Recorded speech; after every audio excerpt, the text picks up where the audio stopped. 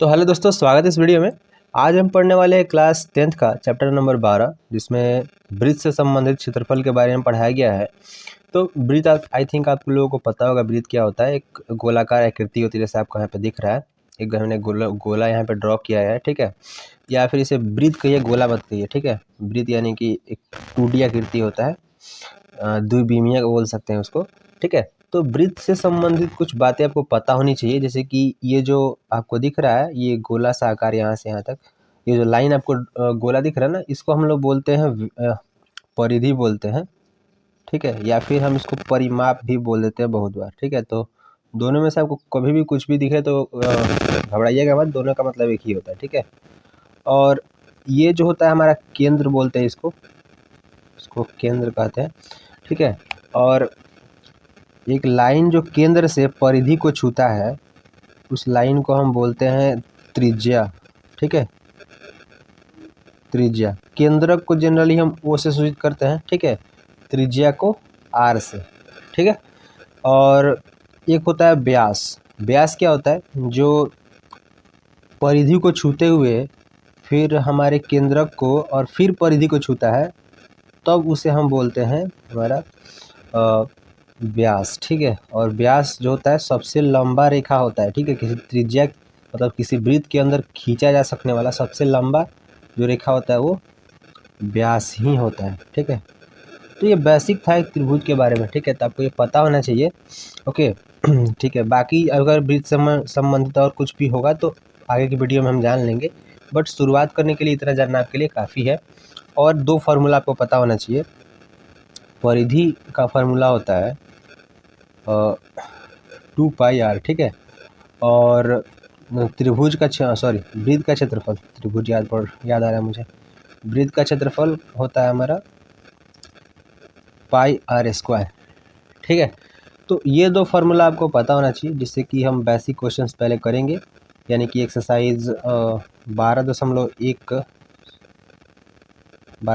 का हम लोग जो भी क्वेश्चन है इस वीडियो में अभी सॉल्व करने वाले हैं, ठीक है। ताकि आप लोगों का बेसिक जो है वो वृत्त से संबंधित क्षेत्रफल का क्लियर हो जाए, ताकि आगे का एक्सरसाइज हम लोग सॉल्व कर पाएँ, ठीक है। चलिए क्वेश्चंस देखते हैं इस चैप्टर का। ऑल राइट, यहाँ पे हमारे पास फर्स्ट नंबर क्वेश्चन है इस एक्सरसाइज का, यानी 12.1 नंबर एक्सरसाइज जो है NCERT का, उसका कहा जा रहा है इसमें प्रश्न नंबर 1 में कि दो वृत्त की त्रिज्याएं क्रमशः 19 सेंटीमीटर और 9 सेंटीमीटर है। उस वृत्त की त्रिज्या ज्ञात करें जिसकी परिधि इन दोनों वृत्त की परिधियों के योग के बराबर है, ठीक है। अब देखिए, मतलब कि दो हमको पहले से वृत्त दिया गया है। यहाँ पे मैं चित्र से आपको समझाता हूँ। मान लीजिए कि एक ये हमारा वृत्त है और एक दूसरा ये वृत्त है, ठीक है। इसका जो त्रिज्या है 19 सेंटीमीटर है और इसका जो त्रिज्या है वो 9 सेंटीमीटर है, ठीक है।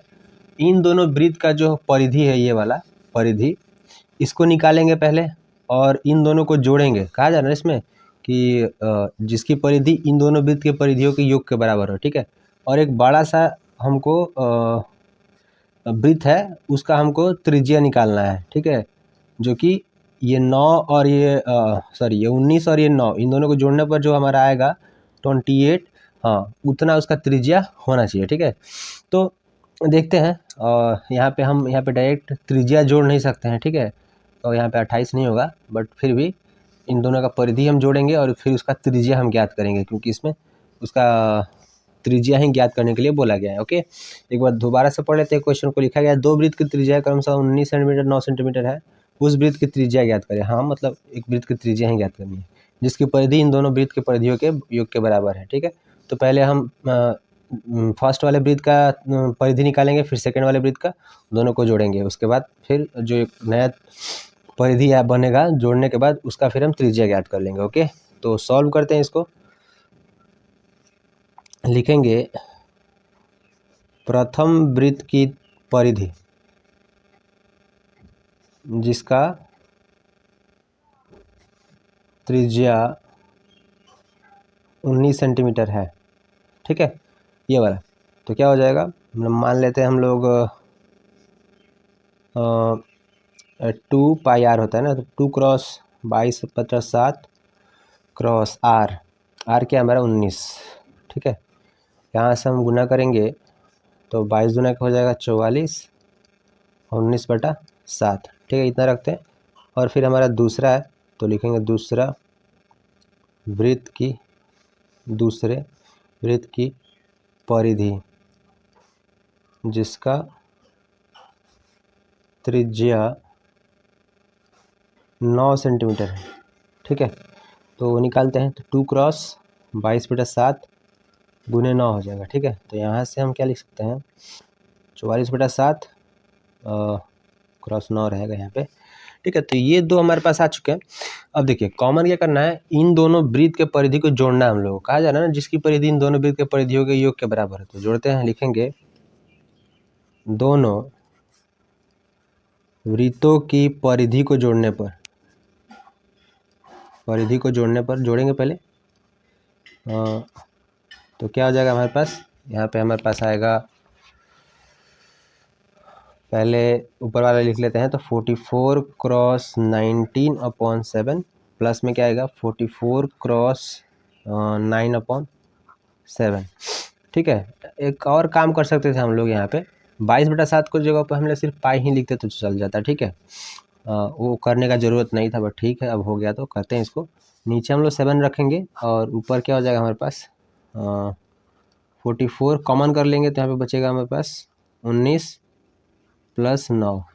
कैसे किया मैंने, तो यहाँ पे देखिए 7 रहेगा नीचे, यहाँ पे 7 से डिवाइड करेंगे तो एक आएगा, एक से इसमें मल्टीप्लाई करेंगे तो 44 क्रॉस 19 ही रहेगा, प्लस आएगा, फिर इससे डिवाइड करेंगे तो एक आएगा और फिर एक से मल्टीप्लाई करेंगे तो वही आएगा। ठीक है, दोनों में 44 है तो कॉमन कर लेंगे तो यहाँ पे 44 बाहर आ गया, बचा क्या, इधर 19 बचा और इधर 9 बचा, 19 और 9 प्लस में लिख दिया। ठीक है, चलिए जोड़ेंगे तो 19 और फिर 9 कितना हो जाएगा 28 और क्रॉस 44/7, 7 से कट करेंगे तो 4 आ जाएगा। ठीक है, और 4 और 44 में मल्टीप्लाई करेंगे तो 16 और यहाँ पे 176 आ जाएगा हमारे पास। ठीक है, ये सेंटीमीटर में दिया गया, तो 176 सेंटीमीटर हम लोग का बड़ा वाला ये जो हमारे पास वृत्त है ना, इसका हम लोग का परिधि आ चुका है। अब इसका हमको क्या याद करना है, त्रिज्या याद करेंगे। ठीक है, तो लिखेंगे यहाँ पे हम लोग नए वृत्त की त्रिज्या माना बड़ा वाला आर है। ठीक है, तो बड़ा वाला आर माना आर है, तो वो क्या हो जाएगा 176 इक्वल टू क्या हो जाएगा 2 पाई आर होता है।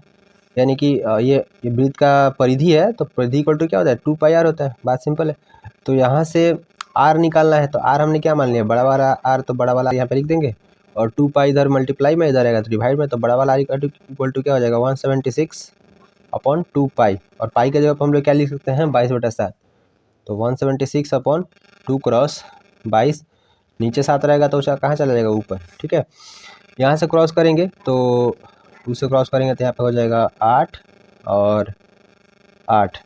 ठीक है, 88 हो जाएगा। अब देखिए यहाँ से 11 से क्रॉस करेंगे तो 8 बार में, 11 से क्रॉस करेंगे तो 2 बार में। ठीक है, फिर 2 से क्रॉस करेंगे इसको तो कितना हो जाएगा हमारे पास 4 बचेगा। ठीक है, तो 7 चौक 28, यानी कि जो हमारा वृत्त का त्रिज्या है वो 28 सेंटीमीटर यहाँ पे आ चुका है। ठीक है, तो पहला नंबर हमारा जो क्वेश्चन था जिसमें कहा जा रहा था कि हमको निकालना है वृत्त का त्रिज्या, जिसमें दो वृत्त का जो परिधि था उसको जोड़कर आ रहा था उसका परिधि, तो उसका हमने त्रिज्या यहाँ पे निकाल दी है जो कि हमारे पास 28 सेंटीमीटर आ चुका है। ठीक है, तो पहला नंबर क्वेश्चन यहाँ पे सॉल्व होता है। दूसरा प्रश्न देखते हैं इस चैप्टर का। ऑल राइट, यहाँ पे क्वेश्चन नंबर 2 हमारे पास है जहाँ पे कहा जा रहा है कि दो वृत्त की त्रिज्या क्रमशः 8 सेंटीमीटर और 6 सेंटीमीटर है। उस वृत्त की त्रिज्या ज्ञात करें जिसका क्षेत्रफल इन दोनों वृत्त के क्षेत्रफल के योग के बराबर है। ठीक है, तो पहले हम क्या करेंगे कि इसका क्षेत्रफल निकालेंगे, फिर इसका क्षेत्रफल निकालेंगे, दोनों को ऐड करेंगे और फिर उसके हिसाब से हम जो हमारा तीसरा बनेगा वृत्त उसका हम त्रिज्या ज्ञात कर लेंगे। ठीक है, तो लिखते हैं यहाँ पे सॉल्यूशन और इसको सॉल्व करते हैं। लिखेंगे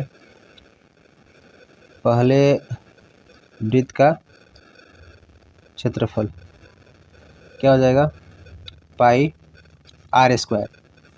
आर एस हमारा कितना है 8 है, तो 8 का स्क्वायर करेंगे तो कितना हो जाएगा 64, तो 64 यहाँ पे यानी कि 64 पाई हो गया। ठीक है, लिखेंगे दूसरे वृत्त का क्षेत्रफल। ठीक है, तो यहाँ पे पाई r², तो r हमारा कितना है 6, तो 6 का स्क्वायर करेंगे तो कितना हो जाएगा 36, यानी कि 36 पाई, दोनों को ऐड करेंगे। लिखेंगे बड़े वृत्त का क्षेत्रफल इक्वल टू 64 पाई प्लस 36 पाई, कितना हो जाएगा हमारे पास 100 पाई हो जाएगा। ठीक है, चलिए अब देखिए लिखेंगे बड़े वृत्त का क्षेत्रफल क्या होता है आपको पता है? वही पाई आर स्क्वायर, ठीक है।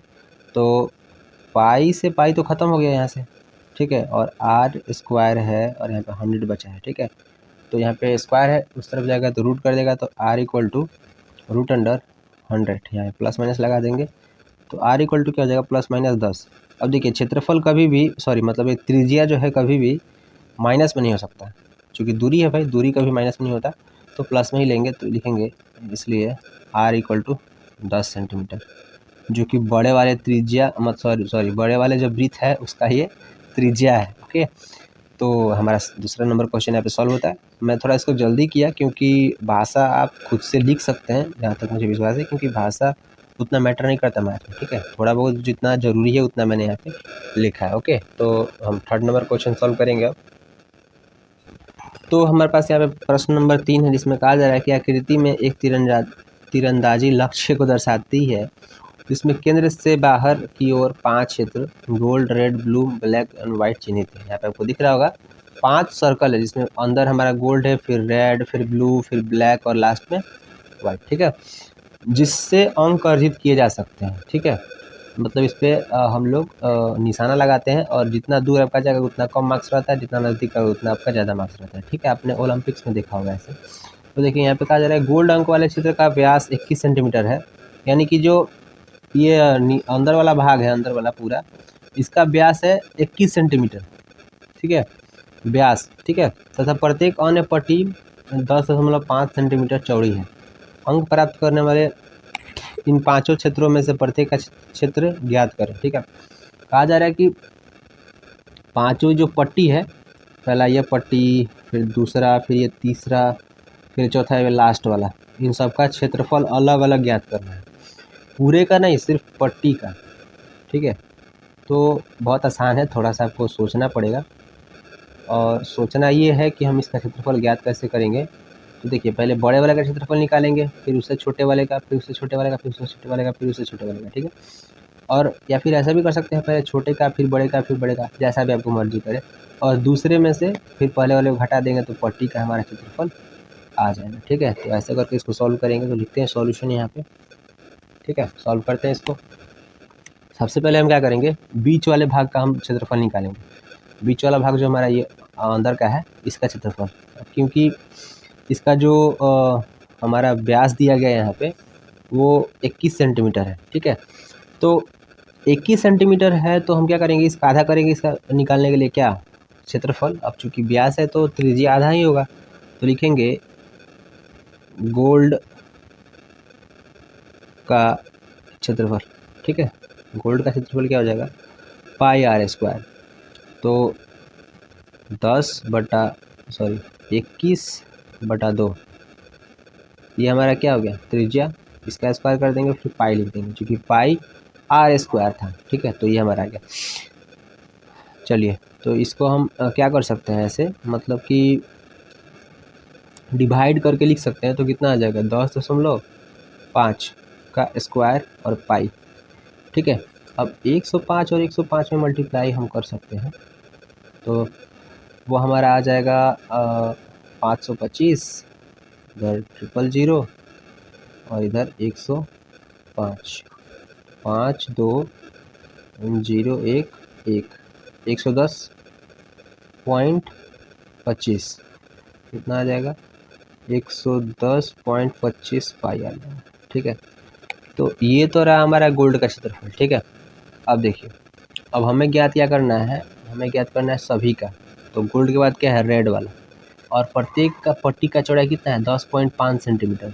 ठीक है, मतलब देखिए ये इस बिंदु से लेकर यहाँ तक का दूरी कितना दिया है, यहाँ तक का दूरी दिया है 10.5, फिर यहाँ से यहाँ तक का दूरी 10.5, फिर यहाँ से यहाँ तक का दूरी 10.5, ऐसे ही हर पट्टी के लिए 10.5 सेंटीमीटर बढ़ाता गया है। ठीक है, यानी कि जो हमारा त्रिज्या होगा वो डबल होते गया है। ठीक है, तो हम क्या करेंगे, फिर अगले वाले का क्षेत्रफल निकालेंगे तो लिखेंगे रेड का क्षेत्रफल।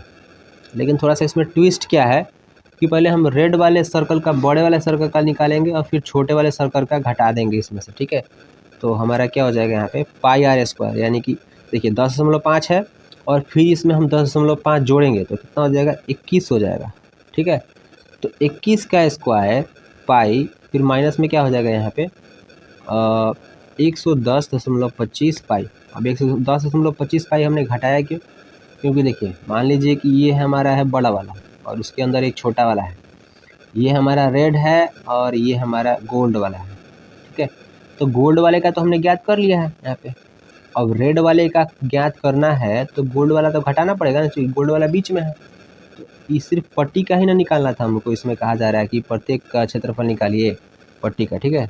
तो हम क्या करेंगे, इसका निकालने के लिए अंदर वाला हमको घटाना पड़ेगा, वही मैं घटा रहा था यहाँ पे, ठीक है। ज़्यादा कुछ मैंने यहाँ पे नहीं किया, रॉकेट साइंस कुछ नहीं, इसमें सिंपल है, ठीक है।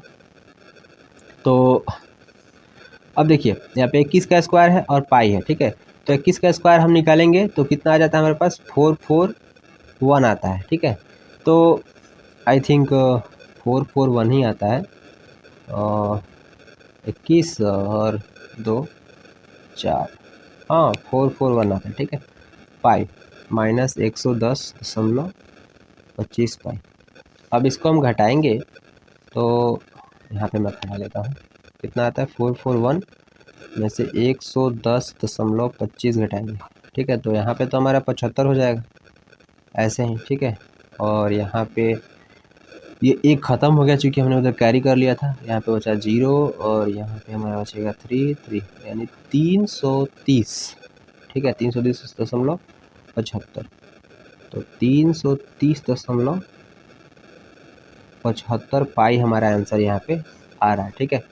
अब देखिए अब अगर आप पूरी आंसर निकालना मतलब एकदम पूरा अंक में, तो पाई का मान यहाँ पे 22/7 रखिएगा और मल्टीप्लाई कर लीजिएगा, आपका आंसर आ जाएगा, ठीक है। तो गोल्ड का क्षेत्रफल में निकाल लिया, रेड का क्षेत्रफल भी निकाल लिया, ठीक है। अब बचता है हमारे पास आगे वाला क्या, ब्लू का। तो ब्लू का निकालते हैं, लिखेंगे ब्लू का क्षेत्रफल, थोड़ा सा मैं ऊपर करूँगा इसको और या दैट्स परफेक्ट। ब्लू का क्षेत्रफल वो क्या हो जाएगा ब्लू का। अब देखिए 21 में हम फिर 10.5 जोड़ेंगे तो कितना हो जाएगा हमारे पास 31.5 आ जाएगा, कितना आ जाएगा 31.5 का स्क्वायर पाई माइनस में 330.75 पाई। अब 330.75 पाई घटाने का मकसद क्या है आप समझिए, यहाँ पे वही वाला मान के चलिए, इस बार अंदर वाला हमारा रेड है और बाहर वाला हमारे पास ब्लू है, तो ब्लू का निकालना है तो हमको रेड वाला घटाना पड़ेगा अंदर से, बस वही बात है। क्योंकि एक दूसरे के ऊपर लेयरिंग है ना, तो यहाँ पर देखिए 31.5 का स्क्वायर करेंगे यानी कि 31.5। अब देखिए ये मल्टीप्लाई करना थोड़ा सा आपका तेज़ी से होना चाहिए, ज़रूरी भी है। और यहाँ से हमारा 315, फिर ऐसे 45 और नहीं इसको करेंगे तो 5 2 यहाँ पे 10 12 और 8 9 9 और यहाँ से ये यानी 9 9 2.25 इसको बोलते नहीं है 25 बोलेंगे, पाई माइनस 330.75 पाई, ठीक है। यहाँ से हम माइनस करेंगे 0.75, ठीक है। यहाँ से 0, यहाँ से 12 तो 5, यहाँ से 1 और यहाँ पे बचा हमारे पास 6 यानी कि फाइनली आंसर कितना गया 661.50 पाई। तो ये रहा हमारा ब्लू का क्षेत्रफल, ठीक है। अब हम याद करने वाले हैं हमारा ब्लैक का क्षेत्रफल, BLSC के ब्लैक का क्षेत्रफल, ठीक है। तो इस बार 31.5 फिर से हम 10.5 जोड़ेंगे, ठीक है। तो हमारे पास कितना आ जाएगा यहाँ पे 41 और 5 जोड़ेंगे तो हमारे पास पूरा 42 आ जाएगा, ठीक है। तो 42 का स्क्वायर करेंगे और पाई माइनस 661.5 पाई घटाएंगे। सेम कॉन्सेप्ट कि इस बार ब्लू जो होगा अंदर होगा और ब्लैक हमारे बाहर होगा, ठीक है। तो 42 का स्क्वायर करते हैं हम लोग, तो यहाँ पे क्या हो जाएगा हमारे पास 8 4, हाँ, और 8 16, तो यहाँ पे 4 8 8 16 और 7 1764 पाई माइनस 661.5 पाई, माइनस करेंगे तो यहाँ पे कितना हो जाएगा 661.5, तो यहाँ पे आ जाएगा हमारे पास 5.3 बचेगा, एक जाएगा 2, यहाँ पे 0 और यहाँ पे 1, हाँ, और फिर यहाँ पे, तो यानी कि फाइनल आंसर आ गया 1102.5 पाई। तो ये रहा हमारे पास ब्लैक वाला पट्टी का क्षेत्रफल, ठीक है। अब बस हमारे पास सिर्फ लास्ट वाला वाइट वाले का क्षेत्रफल बचता है, ठीक है। तो वाइट वाले का क्षेत्रफल भी हम निकाल लेते हैं, लिखते हैं यहाँ पे हम लोग वाइट का क्षेत्रफल, वाइट का क्षेत्रफल, ठीक है। तो वाइट का क्षेत्रफल के लिए हम क्या करेंगे, फिर 42 में हम 10.5 जोड़ेंगे तो कितना आ जाएगा 52.5 आ जाएगा, ठीक है। 52.5 का स्क्वायर फिर पाई माइनस 1102.5 पाई, ठीक है। और 52.5 और 52.5 में मल्टीप्लाई करना पड़ेगा क्योंकि स्क्वायर है, और यहाँ पे 5 आ जाएगा और 2 फिर 1 5 25 26, यहाँ पे आ जाएगा 50 और 10, फिर यहाँ पे आ जाएगा सेम वही 2625, ठीक है। तो करते हैं यहाँ पे 5 2 और 6, यहाँ पे 5 7 2, यहाँ पे लगाएंगे तो 2756.25 पाई आ जाएगा, माइनस में घटाना कितना है 1102.5, ठीक है। तो 5 यहाँ पे रहेगा, यहाँ पे हो जाएगा 12, बचेगा 7 हमारे पास, यहाँ पे बचेगा 5 में से 2 गया 3, यहाँ पे 5, यहाँ पे 6 और यहाँ पे 1, यानी कि 1653.75 पाए, ठीक है। तो ये सारे आंसर हमारे थे, ठीक है। हमने ऊपर से ज्ञात किया है, सारा का आंसर यहाँ पे देख लीजिए। पहला था हमारा ये वाला गोल्ड वाला था हमारे पास, इतना आया था आंसर, फिर इसके बाद रेड का आया था, फिर हमारे पास ब्लू का, फिर ब्लैक का, और फाइनली हमारे पास व्हाइट का। तो ये थोड़ा सा लेंदी क्वेश्चन था क्योंकि इसमें 5 क्वेश्चंस इनबिल्ट थे, जैसे कि हर का क्षेत्रफल ज्ञात करना था, पिछले वाले से घटाना भी था, साथ में मैंने घटाया भी है सबका। तो ये हमारे पास 3rd नंबर क्वेश्चन यहाँ पे समाप्त होता है। 4 नंबर क्वेश्चन यानी 4th नंबर क्वेश्चन देखते हैं फिर। ऑल राइट, तो हमारे पास यहाँ पे क्वेश्चन नंबर 4 है, जिसमें कहा जा रहा है किसी कार के प्रत्येक पहिए का व्यास 80 सेंटीमीटर है, ठीक है। ओके भाई, यदि यह कार 66 किलोमीटर प्रति घंटे की चाल से चल रही है तो 10 मिनट में प्रत्येक पहिया कितने चक्कर लगाती है। ओके, तो ये क्वेश्चन थोड़ा सा आपको उल्टा लग रहा होगा, बट ठीक है, क्वेश्चन ठीक ठाक है, मैं बताता हूँ कैसे सॉल्व होगा। इसमें कहा जा रहा है कि पहिया जो दिया गया है कार का, उसका व्यास दे दिया गया है, तो व्यास दिया गया है, वो घूम रहा है, मान के चलिए ये पहिया है, ठीक है। तो ये कितने चक्कर लगाएगा इससे पता चलेगा ना, इसका पहले हम परिधि निकालेंगे, तो एक चक्कर लगाया, फिर दूसरा, फिर तीसरा, ऐसे स्टार्ट होकर घूमते घूमते घूमते रहेगा, ठीक है। तो वैसे पता चलेगा एक चक्कर पूरा हुआ, दूसरा चक्कर, तीसरा चक्कर, ठीक है। तो पहले हम इसका परिधि निकालते हैं, लिखेंगे पहिए का परिधि, पहिए का परिधि क्या हो जाएगा यहाँ पे 2 pi r, 2 cross pi cross r, r कितना दिया है 80, 80/2, सॉरी आर नहीं दिया है, व्यास दिया गया है, व्यास 80 है, तो हम 80/2 लिख लेंगे ताकि हमको इसका त्रिज्या मिल जाए, ठीक है। यहाँ से 2 2 खत्म हो जाएगा, बचा क्या 80 पाई, या फिर हम इसको 80 क्रॉस 22/7 लिख लेते हैं, ठीक है। अभी इसको गुना नहीं करेंगे क्योंकि आगे चल के हमको और काट कूट करना है, मतलब कि क्रॉस करना है, ठीक है, इसलिए मैं इसको गुना नहीं कर रहा हूँ। ओके, चलिए अब देखते हैं यहाँ पे क्या कहा जा रहा है। यदि यह कार 66 किलोमीटर प्रति घंटे की चाल चल रही है, ठीक है, तो 10 मिनट में प्रत्येक पहिया कितने चक्कर लगाती है। देखिए कितना किलोमीटर प्रति घंटा की चाल से चल रही है वो तो ठीक है, बट हमको निकालना है क्या 10 मिनट में कितना चली है। 10 मिनट में जितना चली होगी, मान के चलिए 10 मिनट में यहाँ से यहाँ तक गई है, ठीक है, ये दूरी है। तो ये पहिया है, ये एक बार घुमा, दूसरा बार, तीसरा बार, चौथा बार, पांचवा, ऐसे घूम घूम के यहाँ तक आया। तो 10 मिनट में जितना दूरी तय करी की होगी वो पहले हमको निकालना पड़ेगा ना। तो निकालते हैं पहले। देखिए 66 किलोमीटर प्रति घंटे, घंटे का मतलब क्या होता है कि 66 किलोमीटर चली है 1 घंटा में, 1 घंटा में, इसका मतलब ये होता है, ठीक है। तो 1 घंटा में से हमको 10 मिनट का निकालना है, तो 1 घंटा में कितना मिनट होता है 60 मिनट होता है, 60 मिनट होता है। हमको निकालना कितने का है 10 मिनट का है, यानी कि इसके 1/6 भाग हमको निकालना है। बात समझ में आया? 60 मिनट होता है लेकिन हमको निकालना है 10 मिनट का, तो मतलब छठा भाग निकालना है ना इसका। 6 भाग हम करेंगे 60 का तो हमको 10 मिनट मिल जाएगा, तो 10वां मिनट यानी छठा भाग निकालना है। तो इसमें हम 1/6 से क्या कर देंगे, गुना कर देंगे या फिर 6 से भाग कर देंगे, जो भी कहिए। 1/6 से गुना करेंगे या फिर 6 से भाग कर देंगे, ठीक है। तो हमको मिल जाएगा दूरी, तो लिखेंगे 66 किलोमीटर प्लस 1/6। तो यहाँ से हमारे पास कितना आ जाएगा, 11 किलोमीटर। लिखेंगे गाड़ी द्वारा तय की गई दूरी, तय की गई दूरी, ठीक है। दूरी निकल गया हमको। अब बात क्या है, मैंने आपको यहाँ पे समझाया कि एक पहिया जो है एक चक्कर लगाया, फिर दूसरा, फिर तीसरा, फिर चौथा, ऐसे मतलब जो पहिए का जो हमारा परिधि आया है उससे अगर हम जितना ये दूरी तय किया गया है उसको भाग दे दे तो हमारे पास मिल जाएगा कि एक पहिया कितना चक्कर लगाया गया है। मान के चलिए एक पहिया यहाँ तक चक्कर लगाता है, दूसरा, तीसरा, चौथा, पाँचवा, तो बार बार रिपीट हो रहा है ना जी। तो परिधि वाला जो दूरी है बार बार रिपीट हो रहा था, परिधि से हम क्या करेंगे, इस बड़े वाले दूरी को डिवाइड कर देंगे तो हमारे पास निकल जाएगा कितना ये चक्कर लगाया है, ठीक है। तो करते हैं जो हमने अभी कहा।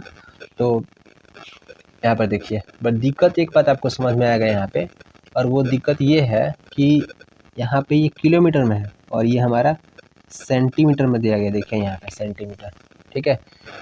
तो परिधि सेंटीमीटर में है, ये किलोमीटर में, दोनों में से हमको किसी एक को किसी चीज़ से मल्टीप्लाई या फिर डिवाइड करना पड़ेगा ताकि सेंटीमीटर किलोमीटर के बराबर हो जाए या फिर किलोमीटर सेंटीमीटर के बराबर हो जाए, ठीक है।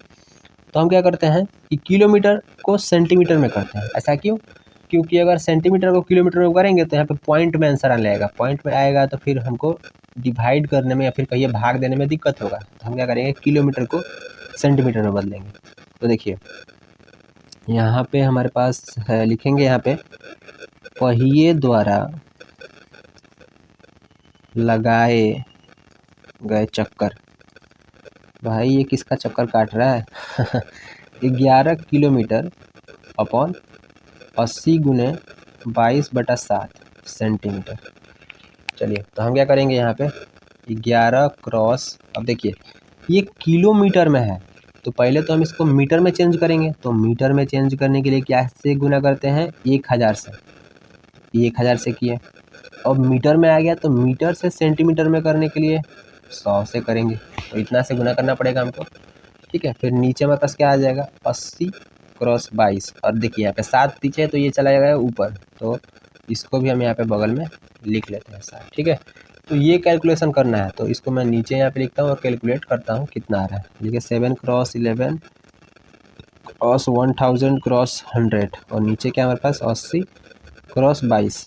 अब देखिए ये 11 दूना के 22, ठीक है। यहाँ से 1 0 से 1 0 ख़त्म, 2 से कटाते हैं, यहाँ पे 5 बचा, और यहाँ पे 8 है, 8 से इसको डिवाइड करेंगे तो कितना आएगा, 8 एकम 8 बचा, 2 8 दूना का 16, और 4 बचे तो 8 बचे 40, 125, 5 और 7 बचे, तो 125 बचे, कितना हो जाएगा, 5 50 25, हाँ 625 आ जाएगा, 625 क्रॉस 7।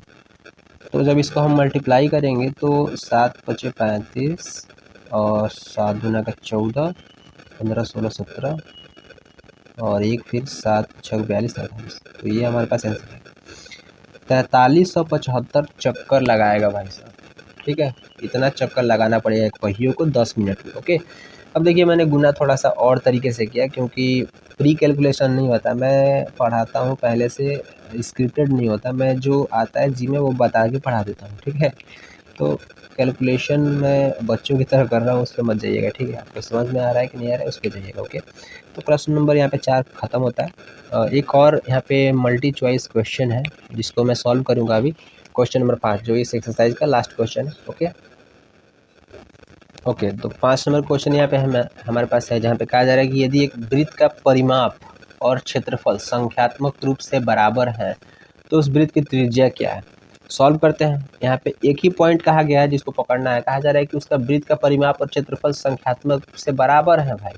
तो वृत्त का परिमाप क्या होता है, यानी कि परिमाप है परिधि क्या होता है, 2πr होता है, और वृत्त का क्षेत्रफल क्या होता है, πr² होता है। दोनों संख्यात्मक रूप से बराबर है यानी कि दोनों का जो वैल्यू आएगा वो बराबर होगा, तो हमने दोनों को बराबर कर दिया। ठीक है। उसका त्रिज्या पूछा गया यानी आर का वैल्यू पूछा गया है, तो निकालते हैं। देखिए पाई से पाई खत्म हो गया, आर से आर खत्म हो गया, तो आर इक्वल टू क्या आ गया 2, सॉल्व हो गया।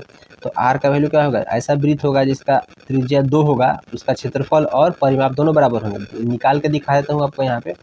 देखिए पाई आर स्क्वायर यानी कि पाई का वैल्यू कितना होता है 22/7 और क्रॉस में आर स्क्वायर, आर का स्क्वायर यानी 2 दूना के 4 और फिर 2 पाई आर यानी कि परिमाप यानी कि 2 क्रॉस 22/7 क्रॉस 2 यानी कि 22/7 क्रॉस 4।